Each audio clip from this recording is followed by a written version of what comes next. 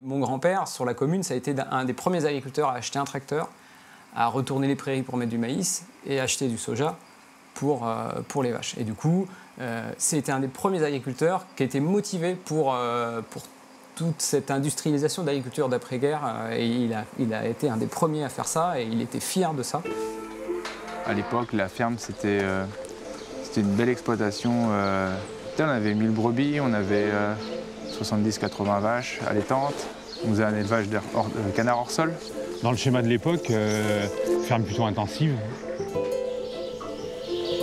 Et donc on produisait un maximum, comme on nous le demandait. Il fallait faire son quota.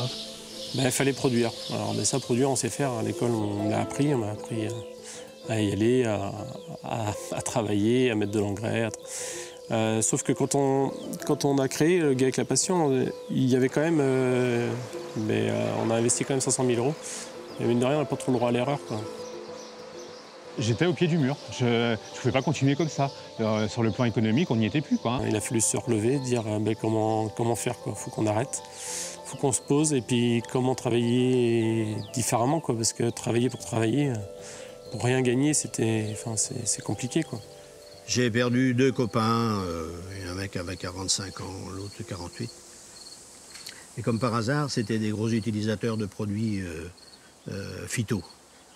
J'avais l'impression qu'une plante, si on faisait rien, elle mourait. C'était comme si elle n'était pas accompagnée, cette plante. Elle était vouée à mourir. Donc il fallait mettre de l'engrais, il fallait mettre des désherbants, enfin des protections. Et puis tout ça, ça coûtait tellement cher qu'arrivé à la fin de l'année, en fait, une fois qu'on avait vendu la récolte, en fait, on remboursait les frais engagés dans la culture et puis c'était tout, quoi. Voilà, on avait travaillé pour ainsi dire pour pas grand-chose, quoi. Je crois que c'est en 2003, on a fait une rencontre. La vie est faite de rencontres. On a rencontré André Pochon, qui prônait le pâturage tournant à l'époque, puis qui prônait le trèfle blanc dans les prairies, quoi. À travers certaines réunions, je voyais des gens qui étaient plus sereins. Puis je me suis interrogé pourquoi, quoi. Lorsqu'on a manifesté, on a été faire des dons de lait, on a rencontré le consommateur et déjà il y a des choses qui se sont mises dans ma tête à ce moment-là. Faire bouger une ferme, faire bouger des pratiques agricoles, on touche à énormément de choses. On touche au regard de l'autre. On est sous pression. Dès qu'on veut faire différemment, on a des remarques. Ça ne marchera pas, non, tu vas te planter, nanana. Tout ça, c'est dissuasif, quoi. Donc, c'est important quand même à un moment donné, et c'est là le rôle du CIVAM, de se retrouver quand même avec un groupe de personnes qui a quand même dans l'idée de changer de modèle agricole.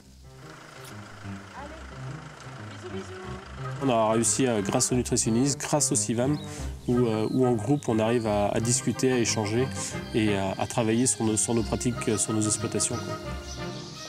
Après, c'est ce qui, voilà, on est toujours en train de se remettre en cause, quoi, en fait. C'est jamais fini, hein. C'est jamais fini. Chacun à son niveau, chacun à sa vitesse. On change